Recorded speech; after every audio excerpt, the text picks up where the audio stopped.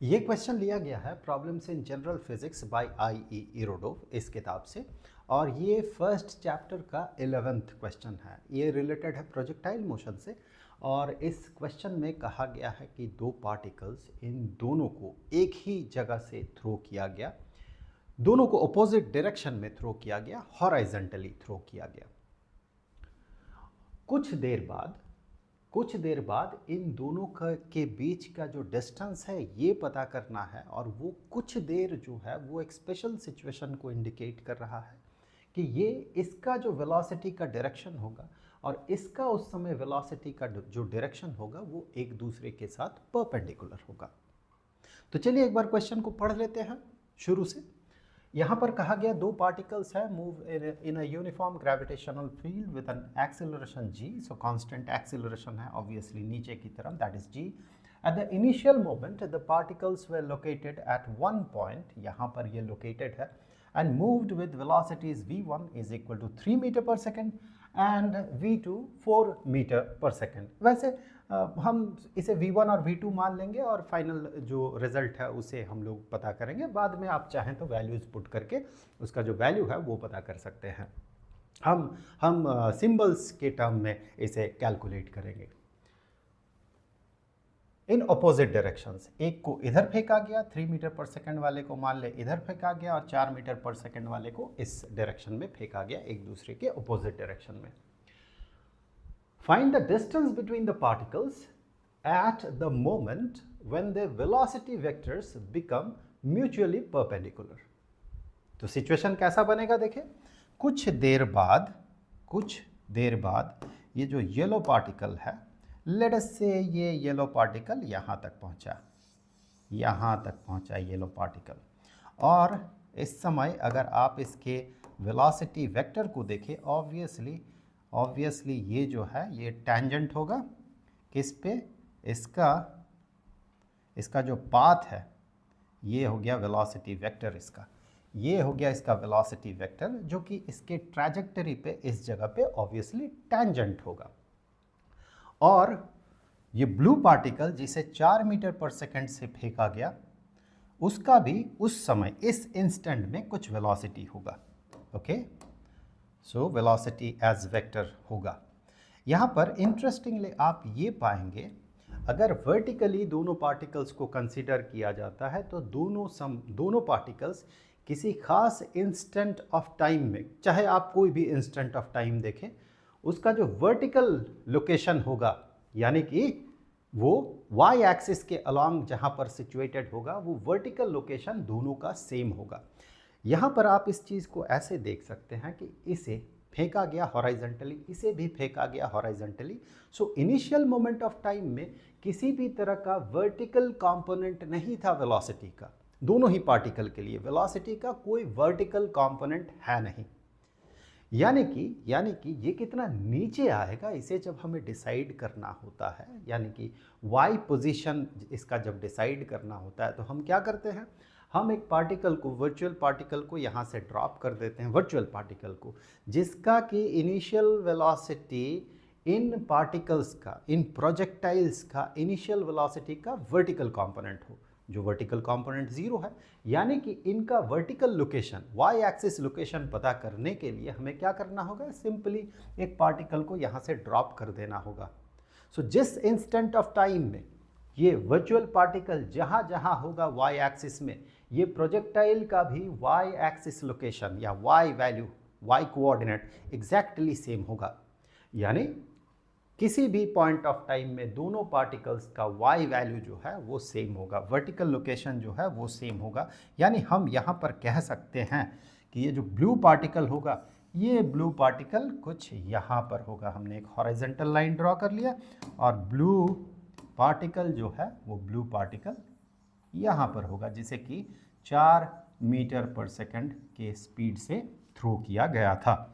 अब इसका अगर वेलोसिटी वेक्टर को हम देखते हैं तो हम पाएंगे इसका वेलोसिटी वेक्टर कुछ ऐसा होगा, कुछ इस तरह का होगा। इसका जो ट्रैजेक्टरी है उस ट्रैजेक्टरी पे ये हो जाएगा, टैंजेंट हो जाएगा, इस ट्रैजेक्टरी पे टैंजेंट होगा। अब यहाँ पर कहा गया है कि इस इंस्टेंट ऑफ टाइम में ये जो वेलोसिटी वेक्टर है और ये जो वेलोसिटी वेक्टर है एक दूसरे के साथ परपेंडिकुलर है। ओके, तो परपेंडिकुलर का मतलब ये होता है दो वेक्टर्स परपेंडिकुलर हो तो आप इमीडिएटली ये इन्फर कर सकते हैं कि दोनों के बीच का जो डॉट प्रोडक्ट होगा वो ज़ीरो होगा। तो इस तरीके से हम इसे पता कर सकते हैं कि कितनी देर बाद ये दोनों इस सर्टेन पोजीशन में आएगा जहाँ पर वेलोसिटी वेक्टर परपेंडिकुलर हो। फॉर एग्जाम्पल हम अगर यहाँ पर मान लेते हैं कि t समय बाद यहाँ तक आने में इसे जो टाइम लगा वो t है, और ऑब्वियसली यहाँ पर acceleration due to gravity g exist कर रहा नीचे की तरफ। तो हम यहाँ पर ये जो वेलोसिटी वेक्टर बनेगा उस वेलोसिटी वेक्टर को हम पता कर सकते हैं। यहाँ पर जो वेलोसिटी वेक्टर बनेगा उस वेलोसिटी वेक्टर को हम पता कर सकते हैं। एज वेक्टर नोटेशन हम उसे रिप्रेजेंट कर सकते हैं, बिकॉज यहाँ पर हम इसका x कंपोनेंट जानते हैं, इसका y कंपोनेंट हम जानते हैं, या y कंपोनेंट हम पता कर सकते हैं। यहाँ पर भी इसका जो x कंपोनेंट होगा, इस वेलोसिटी का x कंपोनेंट वो हम जानते हैं, सेम यही होगा। और इसका जो वर्टिकल कंपोनेंट होगा वेलोसिटी का उसे हम कैलकुलेट कर सकते हैं। हॉरिजॉन्टल और वर्टिकल कंपोनेंट से हम लोग इस वेलोसिटी वेक्टर को पता कर सकते हैं। फिर इन दोनों वेलोसिटी वेक्टर्स के लिए जो एक्सप्रेशन होगा, उन दोनों वेलोसिटी वेक्टर्स का डॉट प्रोडक्ट को ज़ीरो होना होगा। तो जो भी रिक्वायर्ड हमारे पास जो भी रिक्वायर्ड वेरिएबल्स है जिसे पता करना है उसे हम आसानी से पता कर सकते हैं। कैसे अप्रोच करेंगे देखिए, यहाँ पर क्वेश्चन एक बार देख लेते हैं। फाइंड द डिस्टेंस, यानी कि ये वाला डिस्टेंस हमें पता करना है। अभी मैं क्वेश्चन को अगले पेज में भेज देता हूँ। अभी यहाँ पर हम लोग क्या पता करेंगे देखिए, यहाँ पर सबसे पहले तो मैं ये लिख दूँ कि यहाँ पर ये इसका ड्रॉ कर दूँ कि ये इसका हॉरिजॉन्टल कंपोनेंट वेलोसिटी का और ये वर्टिकल कंपोनेंट वेलोसिटी का। और यहाँ पर सेम चीज़ यहाँ भी हम लोग करेंगे। ये हो गया इसका हॉरिजॉन्टल कंपोनेंट और ये हो गया इसका वर्टिकल कंपोनेंट। दोनों का वर्टिकल कंपोनेंट सेम होना चाहिए किसी खास इंस्टेंट ऑफ टाइम में। अगर एरो छोटा बड़ा हो गया तो उस पर ध्यान न दें, दोनों का कंपोनेंट्स जो है वर्टिकल कंपोनेंट सेम होना चाहिए। एंड हॉरिजॉन्टल कंपोनेंट क्या होगा, इनिशियली इसे 3 मीटर पर सेकेंड, लेट अस से ये v1 है, v1 से फेंका गया, v1 ही कहा गया था ना क्वेश्चन में, v1 is 3 मीटर पर second. So let us say that is v1 and this velocity is v2. So immediately हम जानते हैं, वैसे immediately हम इसे इन्फर कर सकते हैं। हम ये जानते हैं कि एक प्रोजेक्टाइल में एरियल ड्रैग को अगर इग्नोर कर दिया जाए तो फिर उसका जो हॉरिजॉन्टल कंपोनेंट होता है वो इंटैक्ट रह जाता है, क्योंकि हॉरिजॉन्टल डायरेक्शन में एक्स एक्सिस के डायरेक्शन में किसी भी तरह का फोर्स एक्ट नहीं कर रहा है। जो फोर्स एक्ट करता है, ड्रैग फोर्स जैसे एक्ट करता है, उसे हम लोग इग्नोर करते हैं। तो इसका मतलब जो हॉरिजॉन्टल कंपोनेंट है इसके वेलोसिटी का, इस प्रोजेक्टाइल का, वो इंटैक्ट रह जाएगा, यानी ये हॉरिजॉन्टल कंपोनेंट v1 ही रह जाएगा। सिमिलरली यहाँ पर इसका हॉरिजॉन्टल कंपोनेंट जो है ये हमेशा v2 ही रहेगा। अब इन दोनों का वर्टिकल कंपोनेंट्स जो है इन्हें हमें पता करना है। तो हम यहाँ पर इसे नाम दे देते हैं v1v वर्टिकल, v1v, और इसे हम नाम दे देते हैं v2 v sub 2v vertical component. Okay, तो इसे जब हम पता करेंगे तो कैसे पता करेंगे, इन कंपोनेंट्स को पता करने के लिए हम क्या करेंगे, तो इन कंपोनेंट्स को अगर आपको पता करना है तो जैसे हम बात कर रहे थे, अगर प्रोजेक्टाइल मोशन के किसी भी फीचर, किसी भी प्रॉपर्टी को पता करना होता है तो हम क्या करते हैं, दो पार्टिकल्स थ्रो करते हैं, दो वर्चुअल पार्टिकल्स थ्रो करते हैं। एक तो हॉरिजॉन्टल डायरेक्शन में, यहाँ पर इसका जो भी वेलोसिटी है प्रोजेक्टाइल का उसके हॉरिजॉन्टल कंपोनेंट से, और वर्टिकल डायरेक्शन में यानी कि हम एक वर्चुअल पार्टिकल को ड्रॉप कर देंगे यहाँ से विथ इनिशियल वेलोसिटी जो कि इस वेलोसिटी का वर्टिकल कंपोनेंट के बराबर हो। यानी कि हम यहाँ से एक पार्टिकल को ड्रॉप कर देंगे, वर्चुअल पार्टिकल को, वो सीधा नीचे गिरेगा, और एक पार्टिकल को, वर्चुअल पार्टिकल को हम लोग v1 वेलोसिटी से इस डायरेक्शन में थ्रो कर देंगे। तो दोनों का जहाँ मिलान होगा, जिस जिस जगह पे, वहाँ वो प्रोजेक्टाइल रिसाइड करेगा, और दोनों का जो वेलोसिटी होगा, जो वर्चुअल पार्टिकल हमने ड्रॉप किया उसका जहाँ जहाँ जो नीचे की तरफ वेलोसिटी होगा, वही यहाँ पर प्रोजेक्टाइल का वेलोसिटी का वर्टिकल कंपोनेंट होगा। इस हिसाब से अगर देखा जाए तो t समय बाद अगर एक बॉडी को हम यहाँ सिंपली ड्रॉप कर देते हैं तो t समय बाद उसका वेलोसिटी कितना होगा, वही इनका वर्टिकल कंपोनेंट्स होगा। वैसे देखा जाए तो वर्टिकल कंपोनेंट्स दोनों का सेम होगा, v1v और v2v दोनों बराबर होगा एक दूसरे के साथ। तो मैं इसे ना टू सिंप्लीफाई दिस मैं इसे v डैश कर देता हूँ and that is equal to v dash. तो यहाँ से अगर आप कैलकुलेट करते हैं तो आप ये पाएंगे v डैश, यानी कि एक वर्चुअल पार्टिकल को हमने यहाँ से छोड़ दिया, वो इस तरह से गिरा, इस जगह पे इसका जो वेलोसिटी होगा that should be v dash. So that v dash will be equal to इसका इनिशियल वेलोसिटी देखें, वर्चुअल पार्टिकल का इनिशियल वेलोसिटी 0, यानी 0 इंटू टी प्लस माफ़ कीजिएगा 0 final velocity is equal to initial velocity plus acceleration into time. So initial velocity 0 है plus acceleration is negative g और time हो गया t।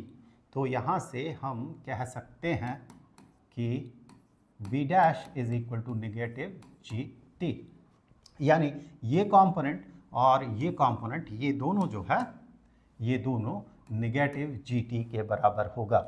So these are equal to negative G T and this is also negative gt। और horizontal component तो हमने पहले ही पता कर लिया। अभी अगर प्रॉपर वेक्टर हम लोग इसका पता कर लेते हैं और दोनों का डॉट प्रोडक्ट पता करते हैं, जो कि डॉट प्रोडक्ट 0 होना चाहिए क्योंकि कहा गया ये वेक्टर और ये वेक्टर एक दूसरे के साथ परपेंडिकुलर है, तो हम बाकी चीज़ें जो है वो पता कर सकते हैं। बाकी जैसे कि टाइम पता कर सकते हैं, ये टी का वैल्यू क्या होगा ये पता कर सकते हैं, एंड देन आफ्टर दैट हम इन दोनों के बीच का जो डिस्टेंस है ये बड़े आसानी से पता कर सकते हैं अगर टी हमें पता चल जाए तो फिर यहाँ पर हम क्या करने वाले हैं, हाँ वेक्टर्स पता करेंगे। जैसे कि अगर मैं पता करता हूँ, अगर मैं ये पता करता हूँ कि कलर मैं थोड़ा सा माइल्ड कर देता हूँ यहाँ पर, ओके। सो अगर मैं ये पता करता हूँ कि हाँ कि ये वेक्टर कितना होगा, दिस वेक्टर लेट अस से कि ये जो वेक्टर है इस वेक्टर को हम नाम दे रहे हैं v1 एंड यहाँ एरो लगा दे। ये तो फिर इसके साथ क्लैश कर जाएगा, तो मैं इसे नाम दे देता हूँ v1, v भी नहीं कर सकता हूँ मैं इसे, चलिए मैं w नाम दे देता हूँ, w1। इस वेक्टर को मैं w1 नाम दे देता हूँ और इस वेक्टर को मैं नाम दे देता हूँ w2, वो w2 है। सो w1 को जब हम कैलकुलेट करेंगे तो हम ये पाएंगे w1 vector is equal to this component which is v1 into negative I cap, क्योंकि इसका डायरेक्शन देखें नेगेटिव x डायरेक्शन में है। सो नेगेटिव v1 आई कैप, ये इसका v1 जो है ये हॉरिजॉन्टल कंपोनेंट है और नेगेटिव आई कैप इसका डायरेक्शन है। और यहाँ पर हम उसके साथ कहेंगे नेगेटिव जी टी जे कैप, वर्टिकल कंपोनेंट है नेगेटिव जी टी, या फिर आप इसका कंपोनेंट कहेंगे तो कहेंगे जी टी है और डायरेक्शन इसका नेगेटिव जे कैप है, नीचे की तरफ है देखें। सो ये वाला वेक्टर हो गया। अभी अगर मैं इस वेक्टर को कैलकुलेट करूं इन द सेम वे तो हम ये पाएंगे w2 वेक्टर जो है दैट इज इक्वल टू, वहाँ पर देखें v2 है, सो v2 आई कैप, डायरेक्शन देखें in the positive axis, positive x axis के डायरेक्शन में है वो, सो v2 आई कैप, और ये है नेगेटिव जी टी जे कैप, नेगेटिव जी टी जे कैप। और इन दोनों का जो डॉट प्रोडक्ट होगा, ये वेक्टर जो है w2 है, इन दोनों का डॉट प्रोडक्ट जो होगा वो 0 के बराबर होगा। यानी कि ये मैं एक बार लिख दूँ, w1 dotted with w2 is equal to 0, क्योंकि एक दूसरे के साथ ये परपेंडिकुलर है। बिकॉज कहा गया है क्वेश्चन में कि w1 का डायरेक्शन w2 के डायरेक्शन के साथ परपेंडिकुलर डायरेक्शन में है, या फिर कहें 90 डिग्री का एंगल बना रहा है ये। सो ये होल्ड करेगा। अब इन दोनों का अगर डॉट प्रोडक्ट देखेंगे तो इसका जो हॉरिजॉन्टल कंपोनेंट है इन्हें मल्टीप्लाई करें, यानी कि नेगेटिव v1 और v2 इन दोनों को मल्टीप्लाई किया गया, प्लस ये और ये इन दोनों को मल्टीप्लाई किया जाएगा, इससे और इससे मल्टीप्लाई किया जाएगा। So negative G T into negative G T and that should be equal to zero, that should be equal to zero. यानी यहाँ से हम कह सकते हैं negative v1 v2 plus G square T square is equal to zero, यानी कि t is equal to v1 v2 divided by g, और यहाँ पर इसे स्क्वायर रूट कर देना होगा। देखिए यहाँ से ये इस साइड में चला गया तो पॉजिटिव हो गया v1 v2, and G square T square, G square को इधर ले आए तो डिनोमिनेटर में चला जाएगा। पूरे को स्क्वायर रूट करेंगे तो आपको मिलेगा under root of v1 into v2 divided by G. Okay, तो ये टाइम हमने पता लगा लिया, ये वाला टाइम। अब इतने समय में आप गौर से देखें तो आप ये पाएंगे कि एक पार्टिकल जो है, पहला पार्टिकल मूव करता है, पहला पार्टिकल मतलब ये येलो पार्टिकल जो है, ये येलो पार्टिकल मूव करता है यहाँ से लेके यहाँ तक, और ये जो ब्लू पार्टिकल है, ब्लू पार्टिकल मूव करता है यहाँ से लेके यहाँ तक। अब दोनों का समेशन आप डायरेक्टली भी कर सकते हैं, दोनों का समेशन, कि दोनों के बीच का रिलेटिव वेलोसिटी जो है v1 प्लस v2 होगा, हॉरिजॉन्टल डायरेक्शन में वेलोसिटी v1 प्लस v2 होगा, और इतने समय में ये कितना डिस्टेंस ट्रैवल करेगा, इतना डिस्टेंस ट्रैवल करेगा।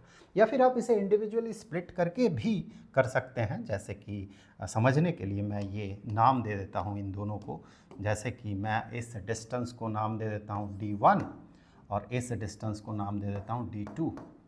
सो d1 को कैलकुलेट करेंगे तो कैसे कैलकुलेट करेंगे, हम कहेंगे कि प्रोजेक्टाइल का जो हॉरिजॉन्टल डिस्प्लेसमेंट होता है, हॉरिजॉन्टली ये जो मूव करता है, ये किससे डिसाइड होता है, इसका इनिशियल वेलोसिटी का हॉरिजॉन्टल कंपोनेंट जो कि इंटैक्ट रह जाता है, इस वेलोसिटी से विच इज़ v1, इस वेलोसिटी से t समय में ये कितना डिस्टेंस ट्रैवल करेगा, तो ये हो जाएगा d1 के बराबर। सो यहाँ से हम कह सकते हैं कि इस पार्ट को मिटा देते हैं, यहाँ से हम कह सकते हैं कि d1 जो है that should be equal to v1 velocity से t समय में कितना डिस्टेंस ट्रैवल करेगा, v1 इंटू टी, तो ये d1 डिस्टेंस हमें मिल जाएगा। अभी हम डिस्टेंस की बात कर रहे हैं, इसीलिए पॉजिटिव नेगेटिव कंसीडर नहीं किया जा रहा। और d2 जो है, ये d2 ये बराबर हो जाएगा v2 स्पीड से ये पार्टिकल t समय में जितना दूर जाएगा, v2t। सो टोटल डिस्टेंस यहाँ से लेके यहाँ तक इन दो पार्टिकल्स के बीच, अभी टोटल डिस्टेंस वही तो हमें पता करना था कि find the distance between the particles at the moment when the velocity vectors become mutually perpendicular. तो यहाँ पर हमें पता करना था d is equal to d1 plus d2 and that is equal to v1 plus v2, common ले ले इसे, इंटू t। अब t के जगह इसका जो वैल्यू है इसे पुट कर दे, तो that should be equal to, t का वैल्यू ये है, इसे पुट कर देते हैं। So v1 plus v2 into under root v1 v2 divided by g। So this is the final answer. आप अगर वैल्यूज़ को पुट करना चाहते हैं तो वैल्यूज़ को पुट कर दें। 3 और 4 है, 3 प्लस 4 7 और 3 4 12, तो 7√12 डिवाइडेड बाई जी। सो अगर आप इसे पुट करना चाहते हैं तो ये that distance is equal to, ये हो गया 7√12, √12 को हम लोग कह सकते हैं 2√3, यानी कि 14√3 डिवाइडेड बाई जी। आप चाहे तो कैलकुलेट कर सकते हैं, जी का वैल्यू अगर गिवन होगा 9.8 मीटर पर सेकंड स्क्वायर, और यहाँ पर √3 का वैल्यू 1.73, वो उन वैल्यूज़ को आप पुट कर दें तो आपको इसका फाइनल वैल्यू मिल जाएगा। प्लेलिस्ट का लिंक आपको यहाँ पर मिलेगा।